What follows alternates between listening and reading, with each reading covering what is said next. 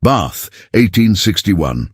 In a world of glittering chandeliers and ruthless whispers, a young woman walks veiled, her scarred face hidden from the very society that condemned her. Olivia Whitmore has been taught that silence is her only refuge, obedience her only future. But on a cold morning in the pump room, a lonely baron with haunted eyes looks past the veil and truly sees her. From that first glance, a secret past, a forbidden desire, and an impossible choice begin to stir. Before we start, tell me in the comments, where are you listening from? And what do you love most about historical romances? The forbidden love, the social rules, or the emotional intensity? Bath, England, in the year 1861, carried the peculiar hush of a city divided between elegance and sorrow. The white columns of the pump room gleamed under the pale morning light, and the distant splash of the Roman baths sent thin threads of steam drifting into the crisp air. Ladies in pastel gowns walked arm in arm along the gravel paths, and gentlemen adjusted their cravats with studied nonchalance, each pretending not to notice how eagerly they watched one another. Olivia Whitmore stepped into this world as she had every morning for the past 3 years, quietly, cautiously veiled.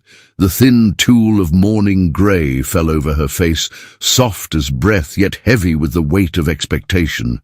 Her uncle, Reverend Charles Whitmore, had fastened it himself before they left the vicarage, tugging at the pins with a precision that felt less like care and more like warning. "Remember your place, Olivia," he murmured as they approached the pump room. "Silence becomes you, modesty protects you, and obedience brings peace." She did not answer. It was not required. The Reverend expected no words from her, only stillness. Only compliance. She lowered her chin and folded her gloved hands, letting him believe she agreed. Inside, the pump room was alive with gentle chatter and the scent of warm mineral water. Sunlight streamed through tall, arched windows, illuminating the polished floors and the delicate lace parasols that brushed past. Olivia took her usual place near the balcony doors, half hidden behind a marble column. She watched the world as someone else might observe a play, close enough to hear every line, yet never invited to step on stage. A pair of matrons paused near her. Their fans fluttered, their voices dipped. "Poor creature," one whispered, "still veiled, still hiding." "Her scar must be dreadful," the other replied, "and the limp, dear heavens. No wonder no suitor has come forward." A small part of Olivia shrank back, though she had heard the same words 100 times. Another part, a part she rarely allowed herself to acknowledge, burned with quiet defiance. If they knew what she had survived, if they knew the fire, the shattered glass, the nights of fevered dreams and trembling prayers, would they still speak so easily? Or would they lower their voices, not from judgment but from understanding? She would never know. Their curiosity did not seek truth, only entertainment. "Olivia," her uncle's voice called from across the room. "Stand straighter. You draw attention." She obeyed, though her shoulders tightened beneath the thin wool of her dove-grey dress. She hated that she felt exposed even while covered. She hated that she longed, desperately, achingly, to be seen beyond this veil, yet feared the moment more than she feared the cold Bath mornings. She turned toward the balcony for a breath of air. The glass panes glowed with winter light, and beyond them the city shimmered like a watercolor. As she stepped outside, the faint chime of a cane-tapping stone reached her ears. A man stood near the railing, tall and straight, despite the slight stiffness in his left leg. His coat was a deep green wool, trimmed with darker velvet at the collar, and the morning breeze lifted a lock of brown hair streaked with grey. His profile was stern, almost sculpted, yet touched by an exhaustion that softened its severity. He held the cane with familiarity, not vanity, and stared at the horizon as if searching for something long lost. Olivia paused. She did not know why. Something in the stillness around him felt different from the polite rigidity of Bath society. There was weight in his silence, shadows behind his eyes. She took a single step closer. The tool shifted with the movement, carrying a whisper of her perfume, faint lavender, across the space between them. The man turned. Steel-grey eyes met hers. The world seemed to inhale. It lasted only a moment, a single fragile second suspended between them, yet Olivia felt something she had not felt in years. Recognition, not of the face, but of the emotion behind it. A quiet, aching loneliness, a solemn dignity, a longing for peace. His gaze did not waver at her veil. He did not tilt his head to decipher what lay beneath.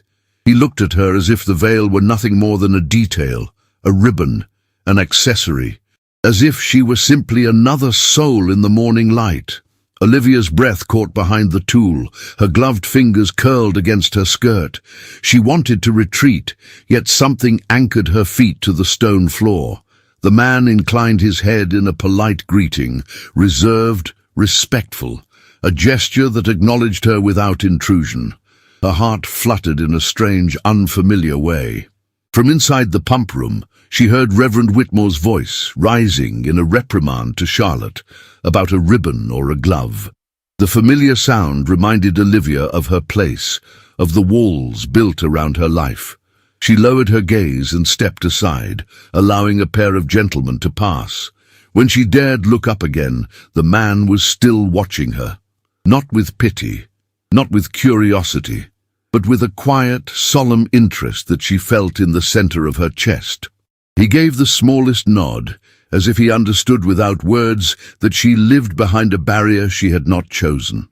Then he turned and walked away, the steady rhythm of his cane echoing along the balcony. Olivia watched him disappear into the sunlight, unsure why her heart had begun to beat with a strange, fragile hope. She did not yet know his name. She did not yet know the weight he carried. But she felt, with a certainty that unsettled her, that the morning had shifted like a door unlocked from within. A new presence had entered her quiet world, and though she dared not admit it aloud, she sensed that nothing in Bath would feel quite the same after this. The town of Bath basked in the mellow light of late winter, when the grey skies gave way to a muted gold that softened even the harshest corners of its proud Georgian architecture. The elegant facade of the assembly rooms gleamed faintly in the lamplight, its great windows catching the flicker of chandeliers within. Coaches arrived in a steady procession, each depositing ladies in rustling silk and men in dark frock coats. Music swelled faintly behind thick doors, promising waltzes and whispers, promises and judgments. Inside, Charlotte Whitmore's laughter rose above the string quartet's opening notes, light and laced with practiced innocence. She stood beneath a great arch of floral garlands, dressed in pale rose satin with pearl-trimmed sleeves that caught the flickering candlelight. Her blonde ringlets were carefully arranged to fall just so over her shoulder, and a string of imitation diamonds glittered at her throat. She was the very picture of youthful charm, and she knew it. Her blue eyes scanned the room, not for friends or conversation, but for opportunity.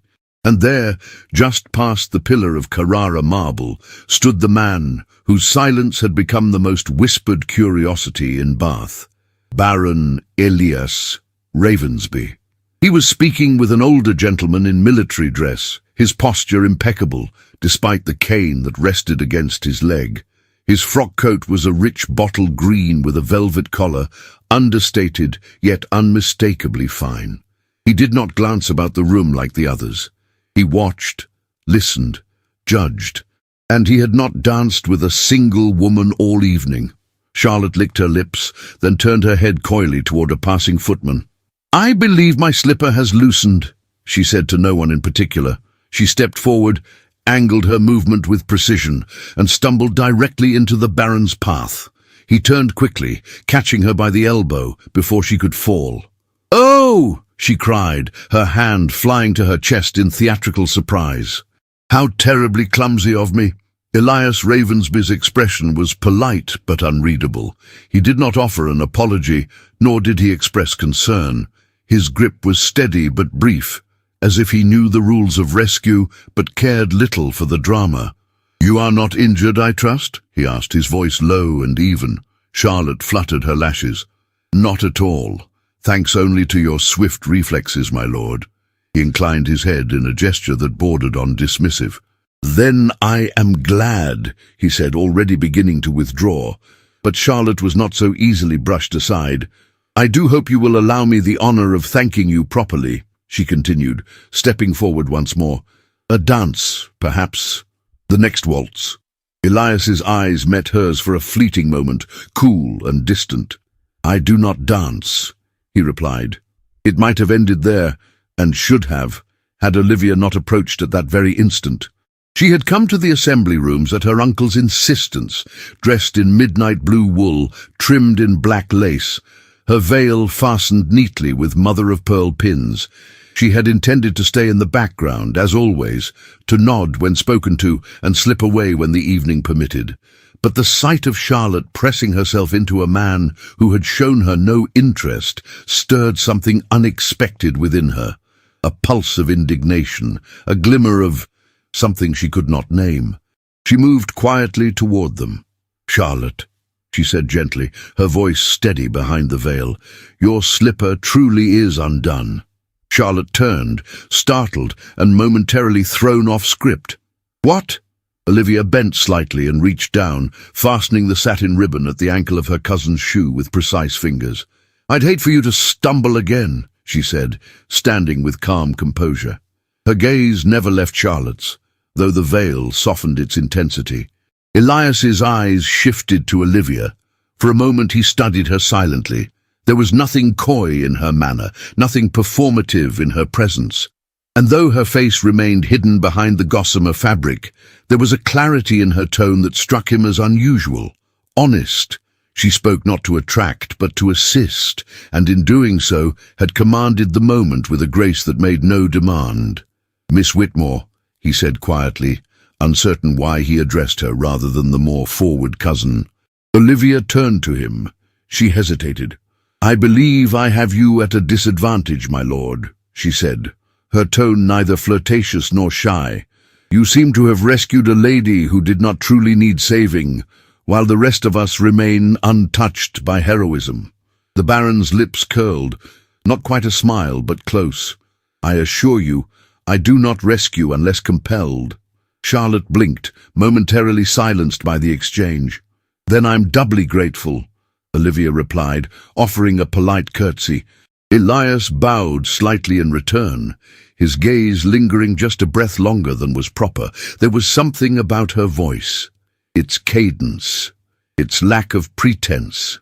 It echoed in him like a forgotten melody. And then the moment passed. Olivia stepped back, her role as peacemaker complete.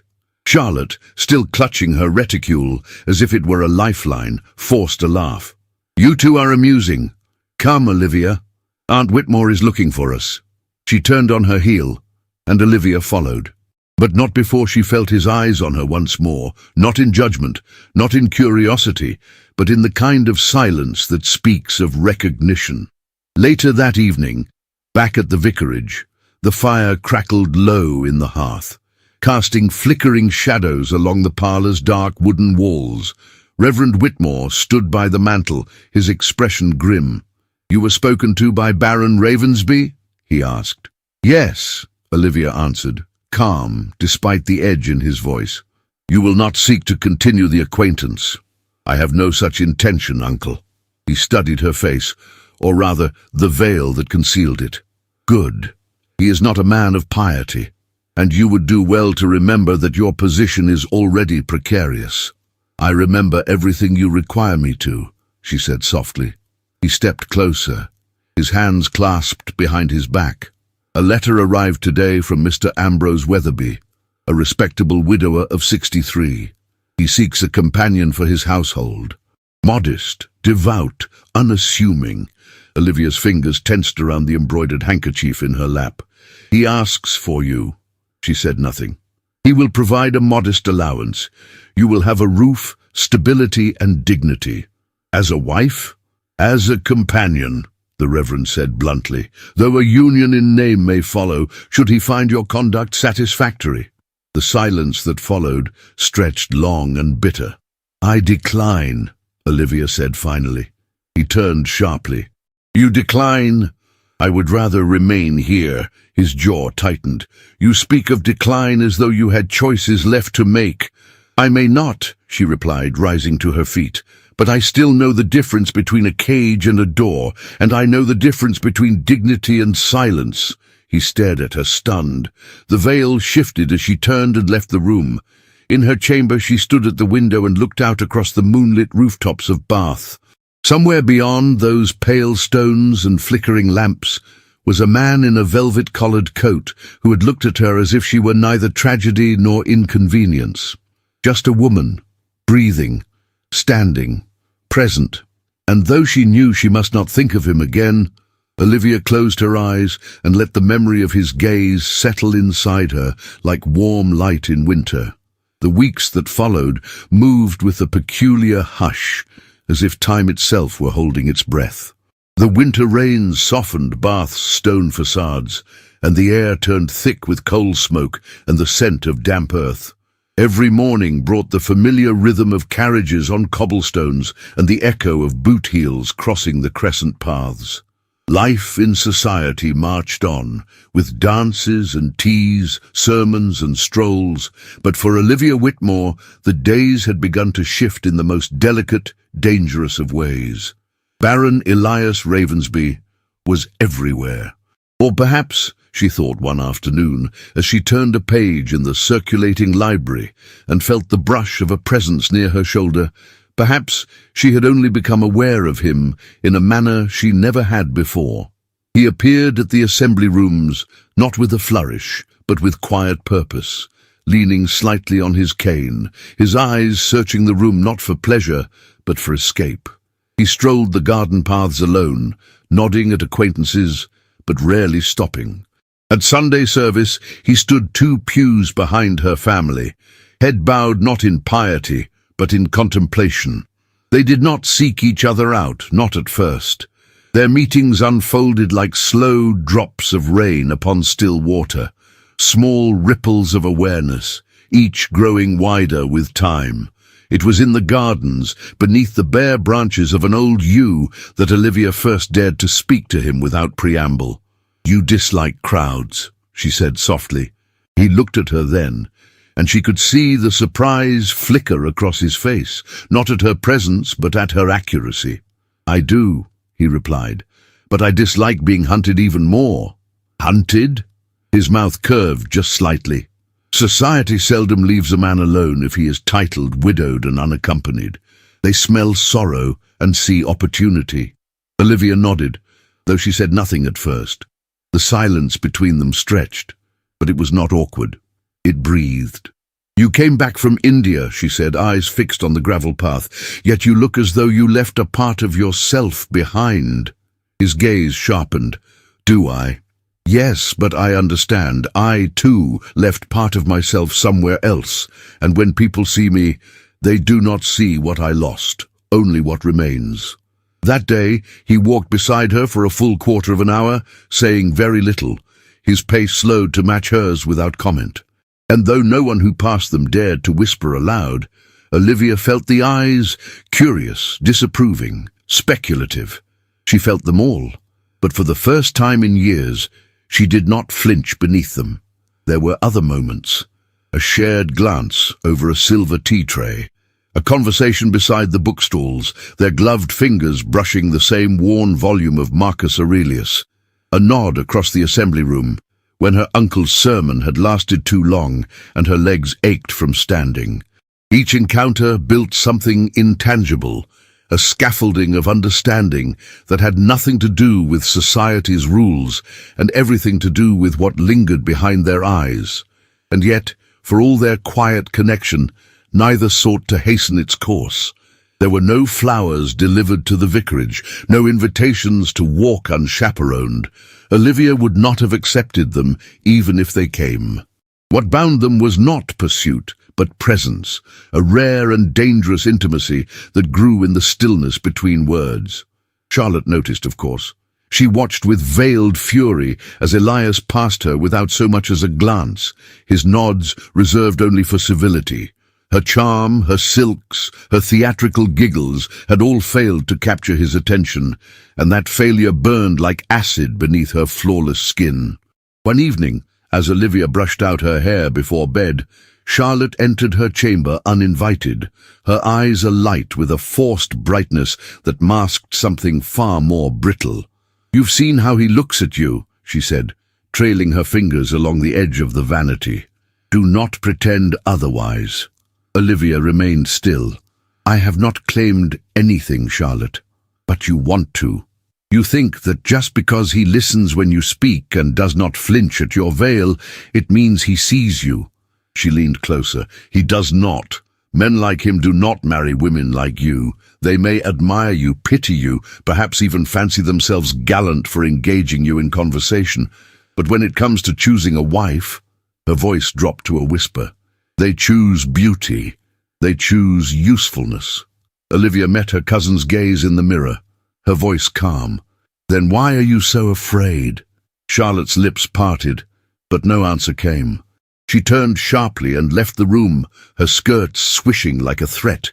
The next day, Charlotte called upon Lady Penfield, an aging dowager with a fondness for gossip and a weakness for flattery. Over tea and ginger biscuits, Charlotte asked idle questions about Elias's time in India, about his regiment, his command, the campaign he had led near Calcutta. She pretended ignorance and concern, remarking on how pale he sometimes looked, how oddly he reacted to loud sounds or sudden gestures. Lady Penfield, delighted to be consulted as an expert, leaned in and lowered her voice. "I heard there was an incident, an ambush. A handful of his men were lost under strange circumstances. There were rumors of disobedience, even cowardice. Nothing proven, of course, but the East India Company can be political." Charlotte's eyes gleamed. That evening, at the Whitmore supper table, Reverend Charles sat with a letter unopened beside his plate and a half-eaten potato congealing in gravy. He had been uncharacteristically silent since the sermon ended that morning. Olivia watched him cautiously, knowing that such quiet often preceded an eruption. "I've been told," he said at last, tapping the envelope, "that Baron Ravensby once failed in his duty during an engagement in India, that his decisions led to deaths. I've also been told he bears no guilt, nor has he offered restitution." Olivia's fork froze mid-air. "Who told you such things? That is not your concern. What concerns me is your growing attachment to a man whose reputation is, at best, uncertain." "I am not attached," Olivia replied, though her voice faltered. "You are seen speaking with him, walking with him, letting him imagine that your veil entitles you to some tragic allure. That is not what he sees," she said, rising slowly, "and I will not apologize for being noticed by a man who looks at me without contempt." He stood too, his hands slamming against the table, rattling the silver. "You are not to see him again. Do you understand? You live under my roof. You abide by my word." "I live under your roof," Olivia said, her voice steady despite the storm in her chest, "but I answer to my own conscience." She turned and left the room. That night, Olivia stood by her window, candlelight flickering over her face, the veil draped loosely over her shoulders. Outside, the sky was moonless, and Bath slept in its stone silence. She thought of Elias, of the sadness behind his words, the weariness in his posture, the wounds he carried without complaint. She wondered if the rumors were true, and if they were, whether they mattered. For she, too, had once made a decision that cost something irretrievable, and still she lived, still she hoped, still she waited. In the shadows, a flame had been lit, not the fire of scandal or fantasy, but the kind that burns quietly, illuminating the darkest corners of two souls long exiled from the warmth of being seen. The morning light over Bath came soft and hesitant, filtering through the mist like a secret too delicate to speak aloud. In the vicarage, the hearth had not yet been lit, and the parlour stood in a hush of cold and expectation. Reverend Charles Whitmore sat at his writing desk, the edges of his robe trailing near the inkpot, his long fingers smoothing the page of an unsigned letter. No seal, no sender, only the crude truth of its message laid bare in sharp, deliberate ink. Olivia stood in the hallway beyond, half concealed by the carved archway, her gloved hands pressed to her sides. She had seen the envelope delivered before dawn by a boy with soot-stained sleeves. He had handed it to the Reverend with a murmur and no eye contact. A letter without a seal was a message with no honor. And yet her uncle had opened it. He read it once, slowly, then again with lips pressed thin. When he finally rose from the desk and stepped out, the letter remained behind, half crumpled, heavy with spite. Olivia entered the parlor in silence. She picked it up, each line carved deeper than the last. It is known in India that Baron Elias Ravensby failed to protect his command during the Karat skirmish. 3 men died under his orders, one of them a boy of 17. He was cleared by inquiry, but the stain lingers where blood was shed for nothing. Let your niece think twice before she places her future in the hands of a man who has already buried so many. No signature, no mercy, just enough truth to wound, and enough cruelty to sever. Olivia sat in the chair nearest the fireless hearth. The paper trembled between her fingers, but not from cold. It was not the accusation itself that unsettled her. It was the fear that Elias might believe himself defined by it. Later that day, wrapped in her dark wool pelisse and with her veil pinned securely, she made her way down the narrow lane towards Sydney Gardens. The gravel crunched beneath her boots, and the winter wind stirred the bare branches above her like brittle fingers whispering through the sky. Elias waited near the stone bridge, dressed in charcoal grey and leaning slightly on his cane. His hat was pulled low against the breeze, and he turned as she approached, his gaze immediately seeking hers through the veil. "I received something," she said without greeting. "A letter." She held it out to him, folded but unmarred. He looked at it, then back at her. His expression did not shift, but she saw the storm behind his eyes. "You read it," he said quietly. "I did." He nodded once, slowly. "And what did you wish to know?" "I want to hear the truth," she answered. For a moment he did not speak. Then he took the letter, unfolded it, and let his eyes pass over the words, as if reading them aloud in silence. When he looked up, his face had changed. Not in shape, but in weight. There was weariness there, and something close to shame, though it had dulled over time to a hollow ache. "It was Karat," he said. "June of 59. Monsoon season had come early, and our lines were cut off from supplies. The boy mentioned Private Wallace. He was 17, yes, bright, loyal. He volunteered to cross the ravine and bring back the scouting party we'd lost sight of." Elias paused, his jaw tightening. "I should have stopped him. I knew the risks. The ground was unstable. But I allowed him to go. And when the bluff gave way beneath him, I saw it happen. I heard the others shouting. There was nothing I could do. By the time we reached him, it was too late." "And the other 2 men?" Olivia asked, her voice no louder than the wind. "They followed my order to hold the ridge. They were cut down when the rebels returned through the jungle flank. I'd misread the terrain, misjudged the timing. I carried the guilt of all 3 deaths on my back to the tribunal and stood before a panel of men who had never seen battle but knew how to preserve their own reputations. They exonerated you. They had to. Protocol had been followed, but truth," he said with quiet force, "does not bow to protocol." There was silence then, the kind that deepened rather than diminished. He looked away toward the empty path, his voice lower still. "I thought I was doing the right thing.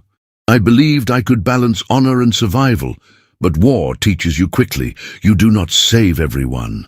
Olivia took a breath and reached into the small leather reticule at her side. She drew out a slip of folded parchment, thinner and aged. "A friend of mine in London found this for me," she said. "A soldier's letter. I did not mean to pry, but I needed to know more than what venomous tongues had sent to my doorstep." She handed it to him. He took it, eyes narrowed in surprise. He read, "I owe my life to Captain Ravensby. He pulled me from under a fallen beam during the collapse, even after the blast nearly took his sight. He returned twice for the wounded, long after the others had fled. He never left a man who still breathed. I would follow him again to hell and back, and not because he is fearless, but because he is human, and he does not pretend otherwise." Elias's lips parted slightly. He read it again, slower.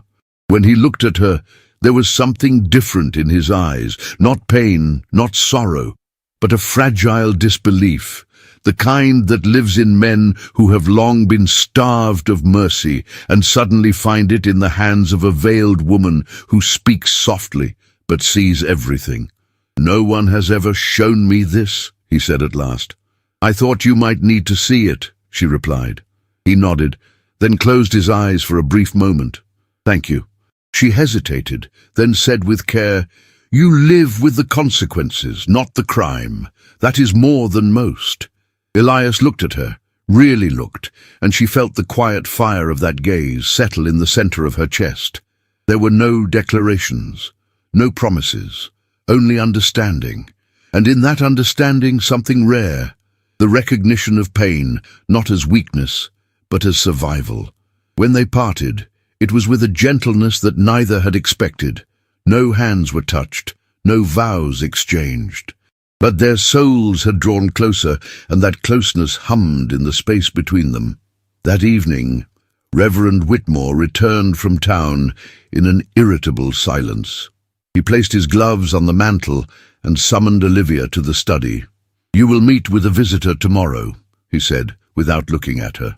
"Mother Adelaine. She oversees the convent of St. Eustacia in the north, a very structured, reputable institution." Olivia stood motionless. "You are sending me away. I'm offering you a place of clarity and repentance. It will do you good." She stepped forward slowly. "And if I refuse?" He turned to her, face dark. "Then you forfeit the shelter of this house, the care of this family, and any hope of dignity." She met his gaze without wavering. "Then let her come. I will listen, but I will not kneel to shame." As she left the room, her hands trembled, not from fear, but from the force of a quiet resolve that had taken root in her chest like fire beneath stone. The letter with no seal had been meant to divide. Instead, it had revealed something deeper. Truth, when laid bare, does not ruin what is strong. It reveals what is real. The wind over Bath that week came not in violent gusts, but in slow, deliberate sighs, as if the city itself were bracing for something it could not yet name. The skies, once a soft, wintry blue, had turned pewter and low, and the air carried a chill that crept beneath hems and cuffs, coiling around the bones like a whispered warning. Inside the vicarage, tension pressed as heavily as the weather. Charlotte Whitmore, draped in emerald silk and bitterness, stood beside the fireplace, her arms crossed tightly over her chest. Her father, seated in a worn armchair, stroked his beard with slow calculation, the lines around his mouth deepening with each word his daughter uttered. "She humiliates us, Father," Charlotte hissed, walking with him, speaking with him in full view of society. "They pretend not to see, but everyone sees. Do you understand what they say behind our backs? That the veiled girl has ensnared a baron with her deformity, that the family must be grateful for any match, even one born of pity." Mr. Whitmore glanced toward the hallway, then toward the study door, where his brother sat hunched over a ledger. "Your uncle has always been too lenient," he murmured. "Ever since the accident, he's allowed her too much liberty." "She is mocking you all," Charlotte whispered, her voice thick with scorn, letting that man parade her about as if she were a prize instead of a scandal. He stood, straightening his coat with a sharp tug. "Leave it with me." And so the storm began to gather. That evening, as the vicarage lamps were lit and supper cleared away, Reverend Charles summoned Olivia into his study. The fire crackled in the grate, casting amber shadows across the worn rug and polished floor. He stood by the window, hands clasped behind his back, eyes fixed on the garden now veiled in fog. "You will leave Bath at the end of the season," he said without turning. "The arrangements are already in motion. You will join the convent of St. Eustatia. There you may find quiet, order and forgiveness." Olivia's breath caught in her chest. "Forgiveness," she echoed. "For the shame you've brought to this household," he said coldly. "For the impropriety of your conduct. A woman who hides her face and yet makes herself visible in other ways courts only disgrace. You were warned." "I have done nothing improper," she replied, her voice steadier than she felt. "You have drawn attention," he snapped, "and that is enough." Silence fell between them. In the stillness, Olivia felt her throat tighten, but no tears rose, only a strange clarity, like a bell that had long been buried in snow, ringing at last. That night, unable to sleep beneath the suffocating weight of judgment, Olivia wrapped herself in her pelisse and left the house before sunrise, the veil trailing lightly over her collar. Her steps took her, without conscious decision, toward the gardens, to that quiet sanctuary beneath the mist-laden trees where she had found Elias before. And there he stood, Baron Elias Ravensby, dressed in his dark wool coat, gloved hands resting atop the silver head of his cane, his gaze turned toward the thickening clouds above. She halted at the sight of him, but he had already sensed her presence. He turned slowly, and when his eyes met hers, something in him softened. Not surprise, not curiosity, recognition, as if he had known she would come. "You're early," he said, his voice low and warm, barely touching the damp air. "I couldn't remain," she murmured. He stepped closer, just enough to see the shape of her face beneath the veil, not enough to breach propriety. "Then I'm glad you're here." They began to walk, their pace unhurried. The trees above them dripped with last night's rain, their limbs bare and elegant. Gravel crunched underfoot, and the occasional call of a bird echoed across the gardens, fragile and fleeting. For a time, they spoke of nothing in particular. Books, the weather, a play she had once read and he had once attended. It was only when they reached the quiet bend by the stone bench, where the path narrowed and the air turned more intimate, that his tone shifted. "I fear I must ask you something," Elias said gently. "And I ask not from presumption, but from longing." She paused, her heart catching. "Have you ever thought of removing the veil?" he asked, eyes steady on hers. "Not for anyone else, not for society, for yourself." Olivia did not answer at once. Her gloved fingers found the edge of the tool, and she held it there as though testing the weight of the question in her palm. "Yes," she whispered. "I have dreamed of it. Not always, but sometimes. When I am alone, when I am brave." His breath caught subtly, but enough that she felt it in the shift of the air between them. "But dreams," she added, "are not always strong enough to survive daylight." "I would never ask you to," he said. "Not before you're ready. Not even then, unless it is what you want." She turned to face him fully. The mist clung to his shoulders, outlining him like a painting left unfinished at the edges. "Why do you look at me this way?" she asked, her voice barely audible. "As though I am whole." "Because you are," he replied simply. "Because I see no shame in the trace of survival, only beauty in the courage it took to remain." The silence that followed pulsed with a tension so delicate it might have shattered with a breath, and yet neither looked away. Olivia's chest rose with a slow inhale, her lips parted, a word hovering, not yet spoken. "May I see you again tomorrow?" Elias asked, his voice a balm, not a demand. She nodded once, and with that they parted. No touch.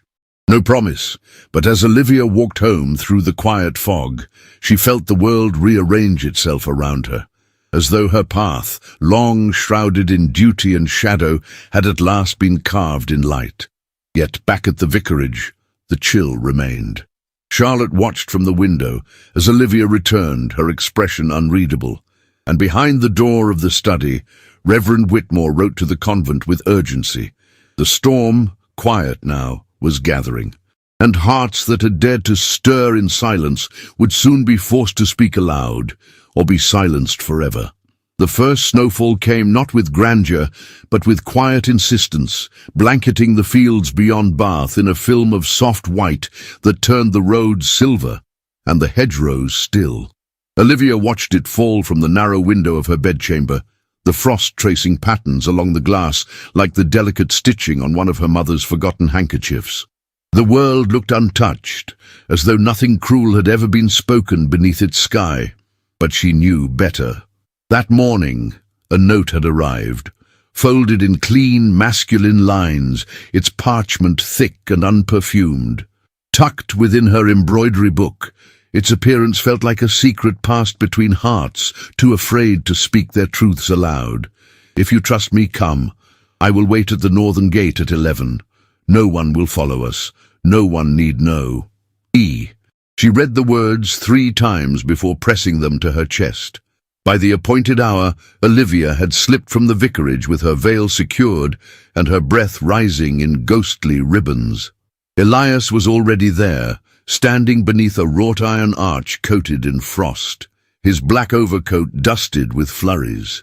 He turned at her approach, and something flickered in his eyes, not joy, but something deeper, relief, as though he had held his breath for days and only now could exhale. "You came," he said. "I said I would." Without another word, he offered his arm. She hesitated, not from propriety, but from fear of what it meant to take it. And yet when her hand found the crook of his elbow, the world seemed to exhale with her. They travelled by carriage for over half an hour, following winding paths until the hills opened to a narrow valley dotted with barren trees and the distant silhouette of a glass structure nestled in the woods. It stood like a jewel cut from light, its arched windows catching the winter sun in fragments. "It was once my mother's," Elias said as they approached. "She loved rare flowers, even the ones that bloomed in the cold. She believed beauty could survive in any season, if given a place to grow." Inside, the conservatory was warm with trapped sunlight and filled with the scent of damp earth and dormant life. White camellias stretched toward the panelled ceiling, their petals unfurling like whispered confessions. There were orchids in hues of plum and ivory, vines with curling tips asleep for the season, and a single crimson rose blooming against all reason near the eastern wall. Olivia stepped inside slowly, her breath catching. "It's alive." "Yes," he said, despite the world outside. The door clicked shut behind them, and for a moment the silence between them stretched, tender and taut. The filtered light painted Olivia's veil in golden threads, and Elias's gaze lingered on the way it moved with her breath, a barrier that no longer felt like distance. "I wanted to show you something that doesn't ask for explanation," he murmured. "Something beautiful without expectation." She turned to him, her hands clasped in front of her. "You've already done that." There was a pause, long enough for her heart to find an unfamiliar rhythm. "Olivia," he said at last, gently. "May I—" His hand lifted, but he did not touch her. He gestured instead, a mere suggestion toward the veil. She looked at him then, not at the man society whispered about, not at the baron whose past carried shadows, but at the one who had waited, patiently, silently, respectfully.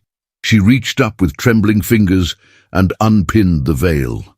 It slipped down like a curtain lifted from a stage, and her face, half turned to the light, was revealed. A pale scar curved gently from temple to jaw, softened by time, but undeniable. Her eyes were the color of quiet storms, framed by thick lashes, and her mouth held the memory of a question long withheld. Elias did not flinch. He looked at her as though nothing had changed, as though this had always been her face and always would be. "You're not what they say," he said simply.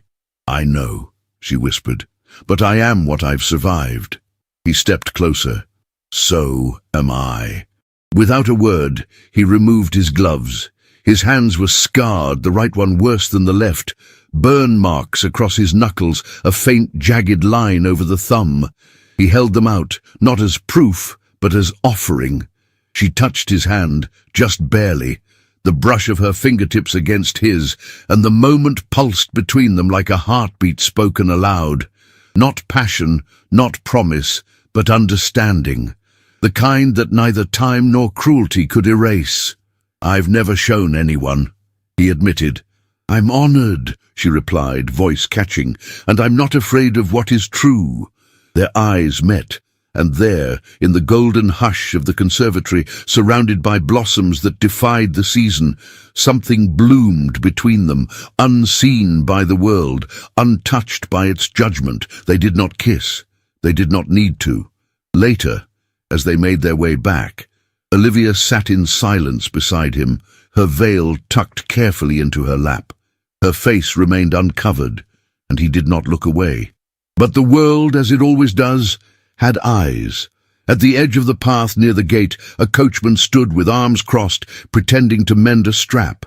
He saw them descend, saw the way the Baron helped the veiled girl down from the carriage, saw her uncovered face, her scar, her composure, and the way the man beside her looked at her with something dangerously close to devotion. By nightfall, the whispers had spread. The Baron had taken pity on her. The veiled girl was no longer veiled. They had met in secret. He meant to keep her, not marry her, a mistress, not a wife. Charlotte was quick to fan the flames. Over brandy and tea she told it all with feigned sorrow. "He is generous, of course," she said to Lady Hartwell, "but one must wonder what kind of future such pity leads to." And when the words reached Reverend Whitmore, they did not arrive as rumour, but as confirmation. He burst into the drawing room like thunder striking timber, eyes ablaze with fury. "You went with him," he shouted, his voice echoing off the plaster walls. "You disgraced this house with your presence at his side." "I did not," Olivia began. "You removed the veil?" he demanded. "You showed yourself? Do you think that makes you brave? It makes you a spectacle." "I am not ashamed," she replied, her voice trembling. "Then you are lost," he thundered. "You have chosen ruin, and you will not bring it through this door." Charlotte stood behind him silent, a satisfied gleam in her eyes. Olivia lifted her chin. "I will not stay where I am unwanted. You will do as you are told," he roared. "No longer." The words stunned the room. She turned, veil still in her hand, and walked toward the stairs, each step echoing with finality. Behind her the fire crackled. In her chest something burned brighter, not shame, not fear, but the memory of a glass room filled with winter blossoms, and the eyes of a man who saw her not as broken, but as whole. Bath awoke that morning with a tension that clung to the air like mist along the rooftops. The city seemed aware somehow that something had shifted. Whispers carried through drawing rooms, tea houses, and the quiet stalls of the pump room, all turning their attention toward the same astonishing declaration. Baron Elias Ravensby had spoken publicly, not through a discreet note slipped to a hostess, not through a quiet visit with a family acquaintance, but openly, in the presence of men who lived for gossip and women who thrived on scandal. He had declared his wish to court Olivia Whitmore. The veiled girl, the scarred girl, the girl society pretended not to see. His statement rippled through Bath with a force more potent than any sermon. It electrified the ambitious, delighted the cruel, and horrified Reverend Charles Whitmore, who stood by the parlour window gripping the curtain as though strangling it. His face, usually pale, had turned a furious shade of crimson. "You will refuse him!" he spat, rounding on Olivia with a fervour that made her take an involuntary step back. "You will refuse him immediately. Do you hear me?" She stood near the mantel, veil lowered to her shoulders, hands clasped before her to still their trembling. "I cannot answer until he asks me." "He already has," her uncle shouted. "He has made his intentions visible. That is a form of courtship, a public one." "I meant," she said quietly, "that he has not asked me privately." "Do not trifle with words," he barked. "You will refuse him." Charlotte watched from the corner, her expression carefully arranged, brows arched in feigned concern, lips pressed in an imitation of sisterly worry. But the glimmer of triumph behind her eyes betrayed her. Olivia inhaled slowly. "Uncle, I cannot refuse a man whose intentions I do not yet know. You know them, he exploded, and you will destroy what remains of this family if you encourage him. If you accept his attention, if you so much as entertain the idea of meeting him again, you will be cast out from this house. Do you understand? Cast out. The words landed like stones. Olivia lowered her gaze. Silence wrapped around her like a cloak. She had spoken boldly the night before. She had told him she would not remain where she was unwanted. And yet, this was her only home. Her mother's portrait hung in the hallway. Her father's books lined the study walls. Her childhood memories, though frayed and dim, still lived here. The threat was clear. Reverend Whitmore waited for her answer. She bowed her head. I understand. He left the room in a storm of heavy footsteps. Charlotte approached with a sweetness that curdled the air. You must see now, she said softly, that this fantasy can only end in heartbreak. Olivia did not answer. She simply turned away, veil trembling slightly as she pinned it back into place. The girl who had dared show her face in a conservatory full of winter blossoms retreated into silence once more. Later that week, when Bath's social circle buzzed with excitement over Lady Harroway's upcoming masquerade ball, Olivia did not expect to be invited. She assumed, correctly, that the hostess, a woman whose affection for gossip was matched only by her skill in orchestrating spectacle, would rather tolerate scandal than associate with it. And so Olivia was surprised when Charlotte returned from an afternoon outing with an envelope sealed with gold wax. It's for you, Charlotte said, voice honeyed. Lady Harroway insisted. Olivia accepted it slowly. The words inside were gracious, warm, and shockingly kind. An invitation extended not only to join the ball, but to stand among Lady Harroway's guests as though nothing had transpired in Bath's salons. Olivia felt something flutter in her chest, hope, fragile and trembling. She means to welcome you, Charlotte said, resting a hand on her cousin's arm, to show society that you deserve a place among them. Olivia wanted to believe it, wanted more than anything to step into an evening of music and candlelight without being hidden from the world, to wear a gown of her choosing, to stand beside a man who saw her as more than what she had endured. Her fingers tightened around the invitation, but Charlotte's touch was warm only on the surface. Beneath it lay cold calculation. Charlotte had convinced the hostess to invite her cousin, not to honor her, but to ruin her. A masquerade ball, after all, was the perfect place for a mask to fall in the most literal and humiliating way. Olivia spent the following days wandering the vicarage with the letter tucked close to her heart. She did not accept and did not refuse. She simply breathed around it, letting the hope and fear battle quietly within her. That is, until Elias came to her. She had gone to the pump room for tea with her aunt, the veil casting a gentle haze over the fine porcelain cups and the steam rising from the mineral water. As she reached for a biscuit, the room shifted, subtle but undeniable. Elias Ravensby entered. He did not seek a seat, did not greet acquaintances. He walked directly to her table. "Miss Whitmore," he said, bowing with solemn respect. Her heartbeat thundered in her ears. "Good afternoon, my lord," she whispered. Her aunt flustered beside her, fussing with her shawl. Charlotte, seated across the room with friends, stiffened, her fan snapping open with a violent flick. "May I speak to you privately?" Elias asked. She rose slowly, nodding. They stepped into a quiet alcove near the windows, where the light softened into gold. He searched her eyes through the veil. "I do not wish to cause you distress," he began, "nor scandal.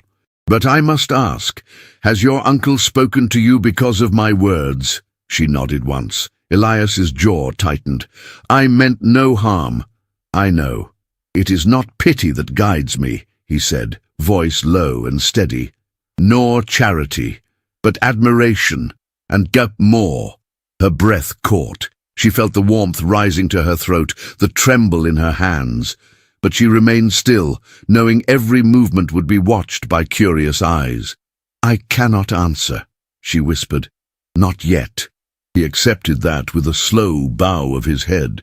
But before he stepped away, he said, "If you wish to attend Lady Harroway's masquerade, you should. You deserve to stand in any room you choose." "And if I go," she asked, "then I will be there." The afternoon passed in a dreamlike haze. She returned home, the invitation feeling heavier in her pocket than any stone. Fear warred with longing. Reverend Whitmore's fury pressed on her chest like a cold hand. Charlotte's false sweetness clung to the air like perfume gone sour, but when she closed her eyes that night, she saw Elias's gaze, steady, unflinching, tender, holding her together. The night of the ball arrived with an almost unreal beauty. Snow fell in delicate spirals, catching the lantern light as carriages lined outside Lady Harroway's grand townhouse. Inside, music drifted down the staircases in rippling waves of violins and flutes. Olivia stood before her mirror in a modest sapphire gown, the one dress she owned that made her feel neither hidden nor exposed. Its fabric shimmered softly as it moved, like moonlit water, and the lace sleeves brushed against her skin with a touch that felt almost like reassurance. A mask of matching sapphire lay on the table, simple, elegant, with tiny silver embroidery at the edges. Her hands trembled as she lifted it. At the door, her aunt fussed anxiously. "Are you certain, Olivia? Are you certain you wish to face them tonight?" Olivia inhaled, letting the breath steady her. "I must," she said softly, "for myself." She stepped into the carriage, veil left behind. For the first time in years, her face, scar and all, would walk into a room unhidden. Charlotte's eyes widened with a mixture of shock and triumph as she saw her cousin emerge. Her plan had been set in motion, and she relished every moment of its unfolding. But Olivia did not falter. As she entered the ballroom, sapphire gown shimmering, mask in place, candlelight glowing across her skin, she felt something shift inside her, a quiet, fragile strength unfurling like the first petal of a winter blossom. Whatever awaited her inside, admiration, cruelty, or the cruelest of traps, she would face it. And somewhere in that gilded sea of masks, a man would be looking for her, not to expose her, not to pity her, but to stand at her side. The night glittered with impossible beauty, as if Bath itself wished to disguise its cruelty beneath candlelight and music. Lady Harroway's mansion glowed like a palace carved from ivory and gold. Light spilled from every window, stretching long rectangular beams across the snow-dusted street, and the sound of violins floated over the rooftops like a promise the world had no intention of keeping. Inside, the ballroom shimmered under the weight of 100 lanterns suspended by crystal chains. Masks gleamed in shades of obsidian, pearl, garnet and topaz. Fabrics rustled like whispers. Perfume clung to the air with dizzying sweetness. Olivia Whitmore stepped across the threshold with a heart that thudded against her ribs like a small, frightened bird. Her modest sapphire gown moved gently with each breath she took. The mask matched its hue, simple, elegant, edged in silver thread that caught the light only when she turned her head slightly. She had left her veil at home. Her scar, faint but unmistakable, curved along her cheek like a memory etched on skin. She had no armor now, no shield but her own breath.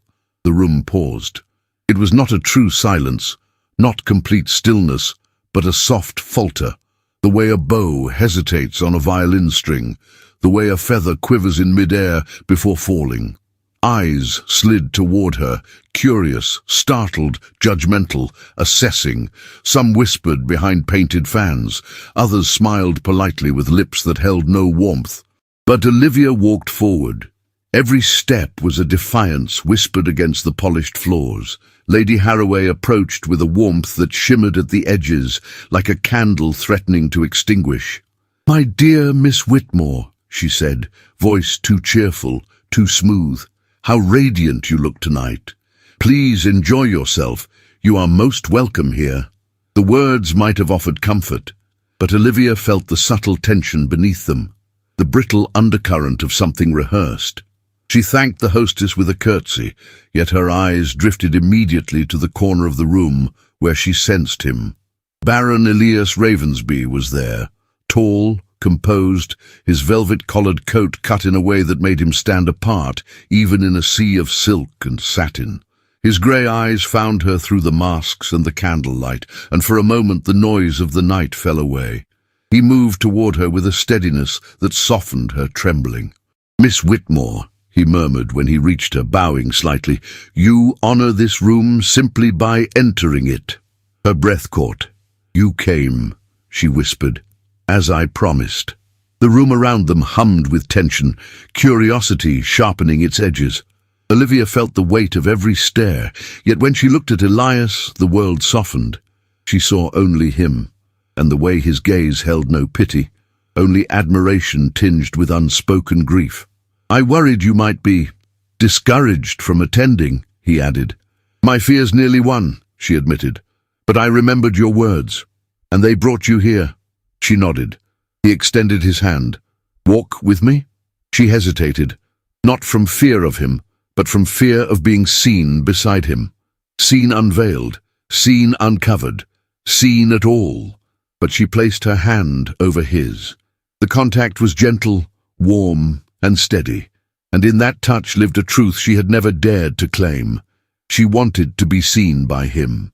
They walked along the edge of the ballroom, speaking softly beneath the swirl of masks and music. Olivia felt her confidence grow with each breath, each glance exchanged, each whisper shared. For a moment, for a fleeting, fragile moment, she believed she belonged, until the trap began to close. 3 women passed near her, their gowns shimmering with lace the color of snow. Their masks were white as well, carved in delicate swirls that made their eyes appear sharper than their smiles. "How brave of her!" one murmured, loud enough to carry. "Or desperate," another replied. Charlotte Whitmore joined them, her mask a glittering gold that framed her eyes like a predator's gaze. She smiled sweetly at Elias, then turned to Olivia with a curtsy dripping with false respect. "Cousin," she said, "how enchanting you look this evening. But surely you don't intend to wear your mask all night. A masquerade loses its magic when one refuses to reveal themselves." Olivia felt her throat tighten. Elias stepped subtly closer to her, the warmth of his presence giving her breath. "She is under no obligation," he said, tone cool. "Oh, but that's the point," Charlotte insisted. "Tonight, masks fall, secrets falter. Isn't that the delight of such an event?" Lady Haraway appeared then, smile fixed, hands raised in performative delight. "Ladies and gentlemen," she called out, "a moment of merriment to mark the evening. Let us all remove our masks at the next chime." The room erupted in agreeable cheers. "Come now," Charlotte purred to Olivia. "Surely you will join us." Elias's reply came sharp as flint. "She will do nothing she does not wish to." But eyes turned toward them, faces leaned closer. The ballroom pulsed with hunger, not for festivity but for spectacle. Olivia's breath quickened. She whispered. Charlotte's gloved hand darted forward. In one swift movement she seized the edge of Olivia's mask and tugged. The mask fell. A gasp spread across the room, a single intake of breath that swelled into a chorus of whispers, cruel, sharp, cutting as shattered glass. "Look at her. That scar. How dreadful. Why would he bring her?" Olivia froze, her vision blurred, her limbs stiffened. Her heart seemed to stop beating altogether. She felt small again, smaller than she had ever been, as though the room was shrinking around her. Charlotte smiled. "This," she announced softly, "is what he would court." Olivia could not move. The world pressed in on her like suffocating velvet. And then, a voice, not loud, not furious, simply unwavering. "Enough!" It came from Elias. He walked to her side, not with haste but with purpose, the kind of purpose that silences men more effectively than anger ever could. He took Olivia's hand in his. His fingers closed around hers with steady, quiet strength. "Let no one here mistake cruelty for wit," he said, facing the room. and let no one mistake beauty for decency." The crowd fell silent. He lifted his chin slightly. "The only shame in this room belongs to those who judge what they do not understand." Olivia swallowed a sob. Elias turned to her. "Come," and she went. He led her through the parted crowd, no one daring to block their path, out of the ballroom, down the stairs, and into the cold night air. Snowflakes drifted in slow spirals, melting on her cheeks like tears. Under the stars, she finally let herself weep. Her shoulders shook, her breath fractured. He stood before her, not touching her face, not offering empty promises, simply standing close, steady as the earth beneath the frost. "I cannot protect you from cruelty," he said softly, "nor can I erase what has been done to you." She lifted her eyes to his, the night reflected in their stormy depths. "But I can carry it with you," he continued, "if you let me." Something fragile in her chest cracked, not from pain, but from recognition, from being seen and held without being touched, from knowing she was no longer fighting this darkness alone. When she returned to the vicarage that night, she did not wait for her uncle's reprimand or Charlotte's triumph. She packed a small case with trembling hands, and she left. Before dawn, word of Charlotte's cruelty had already begun to spread. Lady Harroway had witnessed the smirk on her face. Several guests had heard her earlier whispers, and the suitor who had once courted her, a proud young man with a viscount's blood, announced publicly the next day that he wished no future with a woman capable of such malice. Charlotte's fall was swift, brutal, complete. By the week's end, her invitations dwindled to none, and Olivia, though trembling and wounded, walked into the unknown with the memory of Elias's hand wrapped around hers. Not saving her, standing with her. It was enough to kindle a small, stubborn flame of hope in the darkness. Snow fell in slow, measured flakes over Bath, turning the rooftops and narrow lanes into a scene fit for a Christmas card. But for Olivia Whitmore, winter no longer felt like a metaphor for grief. It was a season of pause, of breath held, of silence before rebirth. She had exchanged the dark stillness of Reverend Whitmore's rectory for the warmth of a modest attic room above a dressmaker's shop on Pulteney Street. The ceilings sloped, the windows frosted, and the floorboards creaked with every step.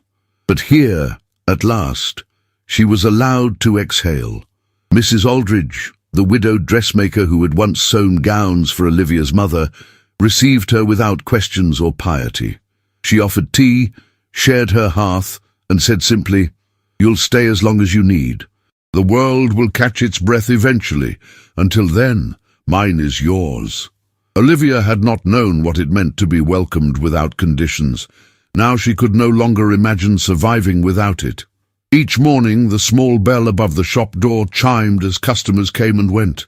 Olivia helped with buttons and hems, her veil no longer a symbol of shame, but of choice. She wore it when she wished. She removed it when the day called for courage. The customers whispered, of course they did, but they also returned, drawn not by scandal but by the steadiness in her hands. Elias Ravensby came each afternoon at 4, his cane tapping softly on the stone step before the door swung open. He brought pastries or letters or books bound in green leather, but most of all, he brought quiet. With him, she did not need to explain her pain. He did not try to fill the silences, only share them. They spoke by the fire in the back room while Mrs. Aldridge stitched in the corner, humming hymns from her youth. Olivia listened to Elias speak of his estate in Yorkshire, the land still frozen but soon to thaw, the stable boy who had broken his leg sledding, the new hives he hoped to introduce in spring. He never once said the words, "Come with me," but they hung between them like breath in the cold. "I've never known peace before this," he said one evening, his voice as rough as wool. "Not truly. Not in India, not in London, not even at home. But here, in this small, uneven room with you, I feel something I thought I'd forfeited long ago." She looked at him then, truly looked, at the man who bore pain like a second coat, heavy but well-fitted, She could no longer deny that her days without him now felt incomplete. Then came the letter. It arrived in the morning post, folded twice and sealed with the wax of a reverend's fury. The script was unmistakable. Reverend Whitmore's sharp, angular hand, as if each letter had been carved rather than written. Olivia stood by the window, snow swirling beyond the glass, and opened it with steady fingers. You have chosen shame. The daughter of a respected family now parades herself as the companion of a disgraced officer. Scripture warns against women who defy the headship of their household. You are no longer welcome in my home, nor in my prayers. Repent or be forgotten. There was no signature, only a final verse from Leviticus scrawled at the bottom in red ink. Olivia folded the letter in half, then again, and fed it to the hearth without a word. It curled into flame, and she did not look away. That evening, Elias found her in the conservatory behind the shop, surrounded by dormant roses and brittle ivy. A gas lamp flickered overhead. She did not greet him, only handed him a folded scrap of paper. Her own words, no scripture, no threats. I choose not to return.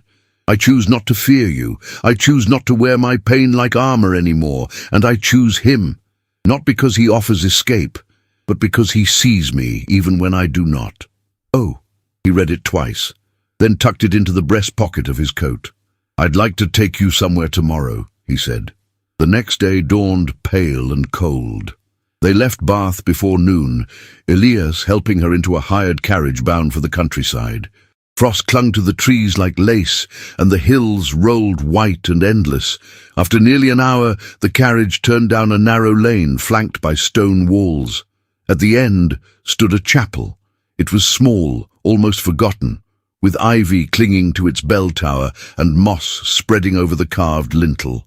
The wooden door creaked as Elias opened it, revealing pews dusted with age and stained glass windows that glowed with gentle blues and soft golds. A fire had been lit in the hearth near the altar. Someone had placed winter roses on the steps. Olivia turned to him. "What is this place?" "My mother was baptized here," he said softly. "I came here once, as a boy, when I was too angry to pray. The priest gave me a biscuit and told me that God sometimes hid in quiet places. I suppose I've been searching for one ever since." He led her down the aisle, stopping before the altar. No one else was present. There was no music, no congregation, only the sound of the fire crackling and the echo of breath. "I have nothing to offer you but this," Elias said, his voice low. "A chapel, a life worn thin by war and shame, and a name that may bring more doors closed than opened, but I have waited a long time to know peace, and I find it only in your presence." She looked at him, heart stilled, and for a long moment said nothing. "I am not whole," she whispered. "Neither am I. I am still afraid." "So am I." She closed her eyes, and when she opened them they shimmered with unspoken grief and something gentler beneath it, something near to joy. "You would not be taking in a lady," she murmured. "You would be taking in a storm." Elias reached for her hand. "Then let it come. I would rather weather every storm with you than stand in any sunlight alone." She smiled, not with her lips, but with her soul. And in the stillness of that chapel, beneath windows that bore witness to centuries of quiet vows and trembling beginnings, Olivia Whitmore whispered the word that would change everything. Yes. 1 year later, Ravensby Hall stood wrapped in the quiet elegance of late autumn, the trees shedding their last amber leaves as if letting go of a memory. Inside, where tapestries softened the walls and the scent of beeswax polish lingered in the air, the drawing-room had become something more than a space for afternoon callers and idle gossip. It was now a sanctuary, not just for its lady, but for anyone whose soul had once been bruised by society's cruel standards. In the center of the room, beside the tall window that overlooked the rose garden, now slumbering under the mist, Olivia Whitmore sat on a carved walnut chair with a velvet cushion. The soft rustle of her gown echoed as she shifted slightly, the fabric a deep garnet that mirrored the embers burning low in the hearth. Her hands, folded gently on her lap, bore the faint calluses of needlework and ink. Her face, unveiled, was turned toward the painter standing before her canvas. The artist, a woman from London known more for capturing the gravity of her subjects than their perfection, dipped her brush and leaned forward, her eyes narrowing with concentration. She did not soften the scar that traced the edge of Olivia's cheek. She did not try to erase the way her lips turned down in quiet contemplation. She painted Olivia not as an ornament, but as a flame, steady, resolute, quietly brilliant. Elias Ravensby stood a few feet away, his stance relaxed, one hand resting on the curve of his cane, the other tucked behind his back. His eyes never left Olivia. In the year since they had stood in the winter chapel, their life had not become one of carriages and soirees, but of letters and laughter, of morning walks and evenings by the fire. He had not asked her to forget the world. He had simply helped her build one that no longer required its approval. Ravensby Hall had transformed. What was once a quiet estate for a solitary baron had become a refuge, a living testament to resilience. A former soldier with trembling hands now tended the gardens, humming lullabies as he pruned the hedges. A young girl who stammered found a place in the library, where she read aloud to Olivia without fear of correction. A widow from the village, her grief still fresh and raw, spent her days in the sewing room, mending linens and, slowly, her heart. The house breathed differently now. It did not hide the broken. It welcomed them. Letters arrived weekly, some from Bath, others from as far as Kent and Surrey. They bore names once spoken with derision or disdain. Mrs. Ellingwood, whose tongue had always been sharpest at the pump room. Lady Larkham, who had dismissed Olivia as a ghost among the living. Even the bishop's wife, who once referred to her as the girl behind the curtain. Each letter brimmed with apologies, regrets wrapped in pleasantries. Some offered invitations, others condolences for the Reverend's passing, though he had never sought reconciliation before his death. They spoke of misunderstanding, of the cruelty of rumours, of how brave and radiant Lady Ravensby had become, but Olivia responded to none. She read them once, then placed them in a wooden box beside her writing desk, not out of malice, but closure. She no longer needed the approval of those who had turned their backs on her when she most needed to be seen. A soft knock came at the drawing-room door. "Enter!" Olivia called, her voice steady. Mrs. Aldridge stepped inside, her face creased by years and softened by kindness. In her arms, she carried folded linens and a parcel wrapped in brown paper. "Your young reader has brought a poem," she said with a smile. "She insists it must be read aloud." Olivia nodded. "Send her in after the sitting." As the door closed again, Elias stepped closer and placed a hand on Olivia's shoulder, not possessively, not protectively, but as a simple gesture of presence. She tilted her head slightly, her cheek brushing the back of his fingers. "You're tired," he murmured. "Only still," she replied. "I've never known how to be still without sadness." He smiled, his eyes deepening with affection. "And now, the stillness feels like peace." The painter cleared her throat delicately, a sign that the moment, however intimate, could not interrupt her work. Olivia chuckled softly and returned to her pose. Later that afternoon, once the brushes had been cleaned and the easel draped, Olivia stood and stretched her fingers. Elias helped her into her shawl, not because she needed the assistance, but because he cherished every small excuse to linger near her. They walked together through the corridors of the house, their footsteps echoing gently across the polished floors. In the foyer, beside a table of seasonal flowers and a small clock ticking in rhythm with their hearts, Olivia paused. "I think I'm ready," she said quietly. "For what?" Elias asked. "To walk through Bath." He said nothing, only searched her face as if confirming that she meant it. "No veil," she added. "Not for pity, not for shame. Not for them." Elias's smile was slow, reverent. "Then I shall walk beside you, as always." The next morning, they left Ravensby Hall in a modest carriage, the road to Bath winding gently beneath a sun softened by clouds. When they arrived, the streets bustled with carriages and pedestrians wrapped in coats and bonnets. Olivia stepped out with her chin lifted, her veil folded neatly and tucked in her reticule. She walked through the pump room, past women who blinked in surprise, men who turned to whisper behind gloves. She walked past the tea room where she had once sat alone, unspoken, half seen, past the assembly rooms where laughter had once sounded like knives, past the bookshop, the dressmakers, the chapel whose bells had rung long ago in someone else's name. And she did not flinch. They reached the Royal Crescent just as the sun dipped behind the clouds, casting a golden hue over the stone. Olivia turned to look out over the lawn and the hills beyond, her breath visible in the cool air. Behind her, Elias stood with his hands clasped at his back, content to let her lead. A child passed by and smiled at her. A woman nodded. A gentleman tipped his hat. The world did not stop. It moved as it always had, but this time she moved with it, not behind it. Olivia Whitmore Ravensby had once been the woman in the veil, the one whispered about, the one judged in silence and pitied in public. Now she was something else, something more. She had been seen, and she was not afraid. The wind in Yorkshire carried the scent of smoke and damp leaves. The land dressed in copper and gold as the season yielded once again to time.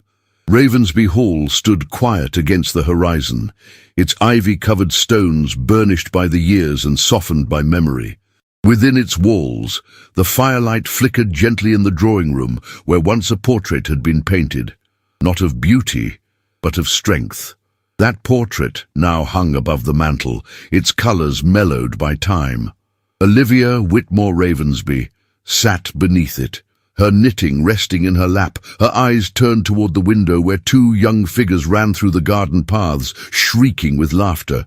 A boy with Elias's steel-grey eyes, and Olivia's quick wit, Edward, aged 7, full of questions and wonder. And beside him, a girl of 5, fearless and tender, named Alice after Olivia's mother. Her auburn curls tumbled behind her like wildfire, her voice clear as a bell. The sight of them, so alive, so unburdened, often brought tears to Olivia's eyes.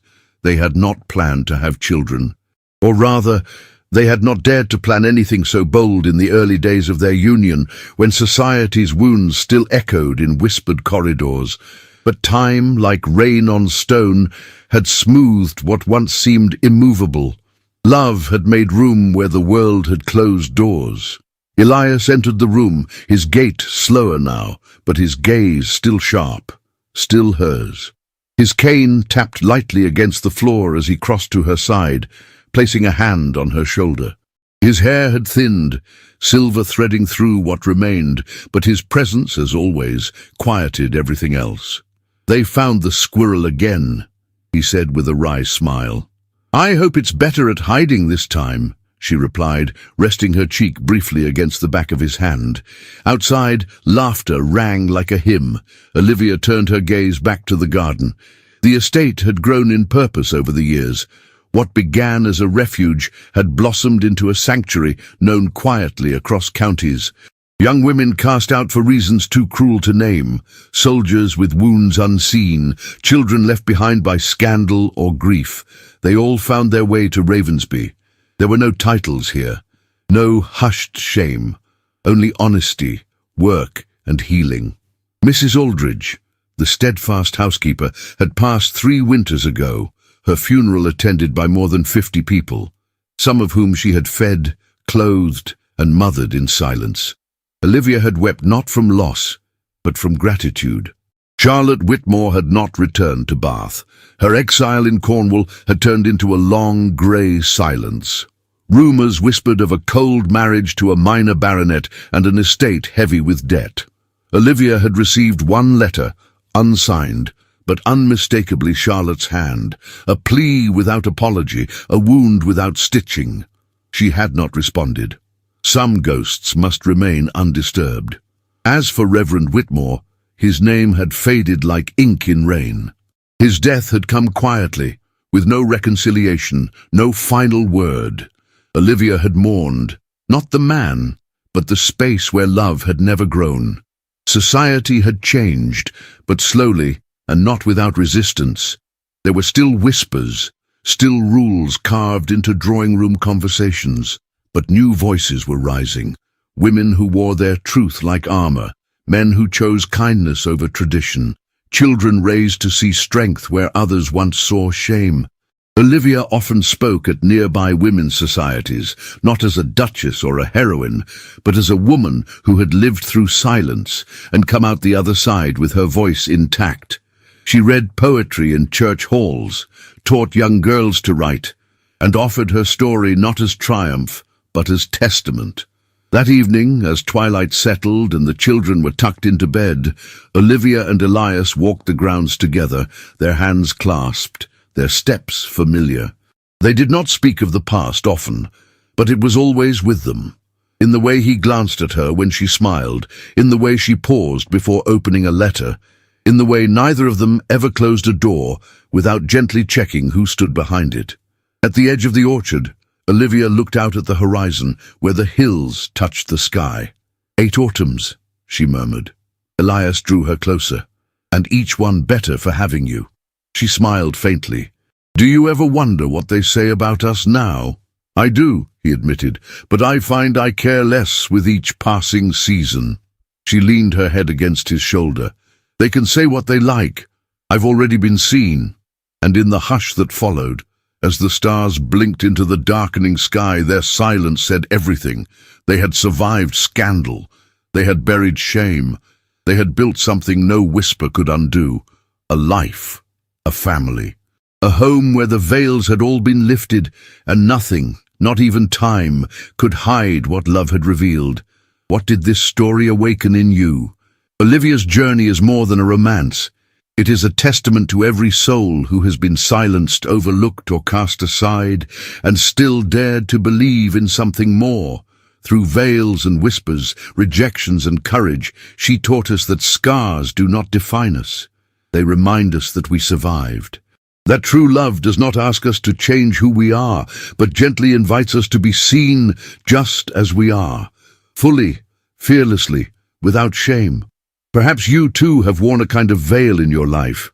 Perhaps someone once told you that you were not enough. But if Olivia has taught us anything, it's this: we are never a burden when we walk in truth. If you made it to the end of this story, to the orchard, the stars, and the quiet triumph, leave the word "seen" in the comments. That one word will let me know you are here, that Olivia's voice reached your heart, and that you believe in the kind of stories that speak to the soul. If you'd like to help keep these stories alive, stories full of emotion, dignity, and timeless romance, you're welcome to send a super thanks with any amount you wish. It helps support our team and allows us to keep crafting these unforgettable journeys just for you. And if supporting financially isn't possible right now, sharing this story with a friend or loved one is a beautiful way to help us grow. You never know who might need to hear Olivia's story today. You'll find more powerful period romances waiting in the cards at the end of this video, stories filled with emotion, redemption, and love that transcends time. Thank you for walking this path with us, and remember, no matter what the world whispers about you, you have already been seen.